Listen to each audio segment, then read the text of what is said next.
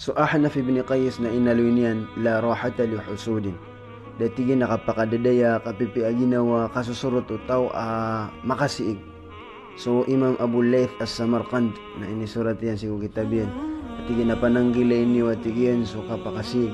Sabab sa so kapakasig nas kanya ni pagampaganay miad na akambaradusa kadustaan sa langit agum pagampaganay miad na kadustaan sa lupa.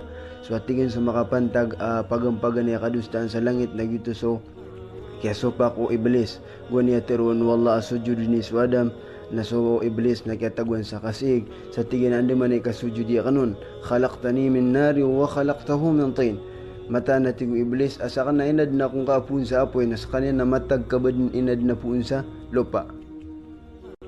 Supman sa makapantag ko paganiya kadustaan na miad sa gilupa nagyuto so kiabunwa o kabil si kuhabil mga wataw Adam sabab sa sukabil na kiatagun sa kasib ko pagarinian Habil na biyuno iyan so pagarinian. Sa inaloy pa no Imam Abu Layth as-Samarqand mata na tigin na talo aditirimaan so panganinian. Ikatalo at tigin na yung utwa anto na bayli na kapapadalaman sa kasig.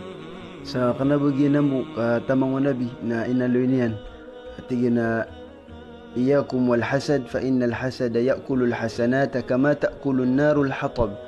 Mata na tigo nabi pananggilin yung sukasig kamata na tigen asuka pa kasig na kniyan sulango-lango ng mga amala mga pipia kamata kulun narul hataba.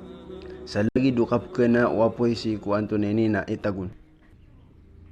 Sa mialoy pan qila may panutula so Fir'aun na inisian yan so iblis la'natullahi alayh sa tigin man na iya man asyarru minna anta tigin mas maratarakta mas tilakarakta na miya kakila so iblis sa tigin na alhasidu asyarru minna ini sumbugo iblis agi mo to mata na tigin asok makasig na mas tilaka adisekta sa pumanganin tanong si wallahu subhanahu wa ta'ala amikpuka sa tanong agi ang kaiya kapakasig sabab sa suka pa kasiig na umakaysa sa ibarat sa sakit na complicated na sakit.